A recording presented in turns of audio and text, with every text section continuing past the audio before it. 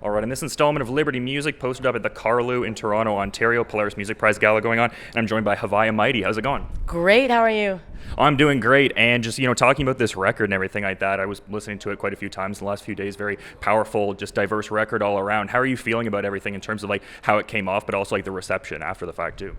The reception is unfathomable. I've talked about these themes, concepts, and ideas in my life, my music, my regular rhetoric for years, and just never have I received the reception that I'm receiving now. And to be honest, that is reflective of the title and the fact that my narratives have often been dismissed, much like the 13th Floor, and the parallels of that. So to be honest, the reception is beyond me, being nominated for Polaris is beyond me, being longlisted and then shortlisted, beyond me. But I think what it does validate for me is that the discussion that I'm inciting with this record is important, and people do see the importance in it, and it does need to happen, and people are willing to participate. They're willing to listen to the record, take in what is perceived as power, or just whatever the themes are on the album, and talk about it. And I think that that's the most important thing about this record, is it is pushing that conversation forward.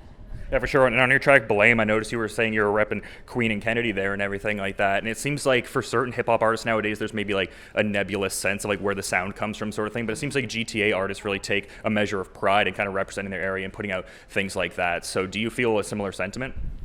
I do.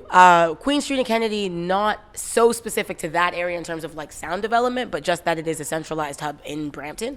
And a lot of my sound, I think I've lived in Brampton for over half of my life and more in the adult part of my life. So I do feel like Brampton has a lot to do with the sound that I have, and just the school systems and the society in itself. It must, right? Born in Toronto, so that obviously factors in. But I do think more than anything, the GTA in general, the Greater Toronto Area, is multicultural.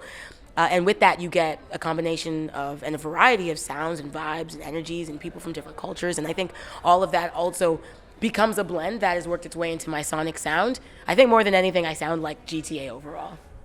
Yeah, for sure. And I've heard you in prior interviews talking about how the things you were maybe once marginalized for, you now find your identity in and take a great measure of pride. And it seems like your fans derive a lot from those messages too. So I guess how important is it to you to have that, concurrent level of catharsis, whereby you have the catharsis, but also your fans have that similar kind of emotional release listening to the music?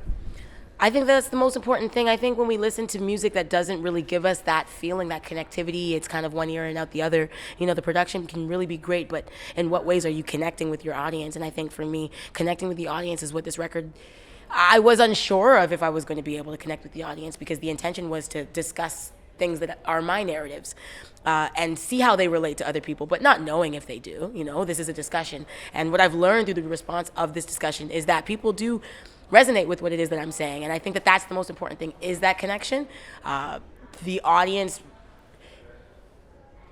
having an understanding of where I'm coming from, maybe not understanding the specifics, but understanding enough that they want to contribute and be a part of it. And I think, if we're just making music, listenable music for fun, it's great, and you can make great stuff, and, it just kind of feels meh, kind of feels blah. And that's not what I make music for. And, that's why I'm so grateful to have been, acknowledged by the Polaris, where the intention and the main focus for the musician is your artistic merit. And I put so much time and energy into that. And I haven't done it more than I ever have with this project, 13th Floor, due to the resources and the support of the people around me, pushing me and just being like, listen, go. We don't know where your uniqueness ends, but just go deep into it, delve deep. And even having that encouragement from people like Toolman, the executive producer of the album, alongside myself, from A Tribe Called Red, or my manager, or my family and friends, all of them supported me in speaking my truth and going deeper and deeper into that. And I did that, and this is the first time that I really truly did that in a sonic medium. And I'm just so grateful that this conversation can continue. Imagine it's immensely satisfying too, because you really seem like a student of the game, and as far as the nuances of cadence and some of the aspects of production and just really what it is overall. So it must be immensely satisfying to have those nuances noticed and picked up on by other people. Oh yeah, I mean, I started off doing kind of essentially battle rapping, not actually battle rapping because I was a bedroom artist, but I was battle rapping through the internet. So my original thing with being a lyricist was being a lyricist. That was the first thing, and I really focused on my wordplay and playing with syllables and how do you bring in your metaphors and diction and pronunciation and all of these things. Those were my really early focuses, and to have that acknowledged is a great thing, because there's a lot of music out there, particularly rap, where that's not really a necessity. It's not essential to be super lyrical, and it isn't essential to have great diction or anything like that. And so I think when people recognize it as a positive as well, it's great, because I think that that's somewhat of a missing art in some of our current rap, and I'm happy to kind of like bring that back. And that's why on In Women Color I say I choreo to boom bap over new trap. I really like new trap elements, and I love to play with cool sounds, and I like to produce myself, but my lyricism comes from early 2000s, and I don't know if you could take that out of me, so. No, it's cool because like it seems like in hip hop sometimes there's this adversarial relationship almost where it's like, oh, you're an old head, you don't know what you're talking about, or it's like, oh, you don't know what you're talking about, you're new on the block type of thing almost. So it's cool that you're able to appreciate both. Yeah, and that's what I mean. I have so much more education to do, particularly with some of the music in the past. I want to do my backdating, and I want to understand everything more than I do to the depth that you can never learn enough. And so I definitely want to learn and grow more, but definitely also being a young person and being in 2019, I'm just naturally learning what is the today, and very interested in what was then and what is now. And I think it's important, like as a musician, even as a rapper, to appreciate all genres of music. So if I find that to be of importance, then I think you definitely should understand your genre and all eras of your genre, at least to appreciate it. And for me, it's just about appreciating, and you can learn so much from old music, current music, and future music. And so I'm just always trying to learn and grow from whatever is out there. Speaking to the point of learning and growing, like I'm wondering if albums for you, if there's like a linear kind of learning pattern amongst each record whereby like the prior record informs the next one to a degree, or is each kind of like a unique sort of snapshot in time? I think in a way each one is a unique snapshot in time, but I think that unique snapshot it still pushes the next snapshot, right? Like technically, just being better at rapping, being better at writing, I think that that's the biggest thing that you'd notice listening to my records, because the themes, there are some parallels in some of my old works with 13th Floor, but the way that they're refined are definitely different. But definitely snapshots in my life. I'd say both. Yeah, I'd say both.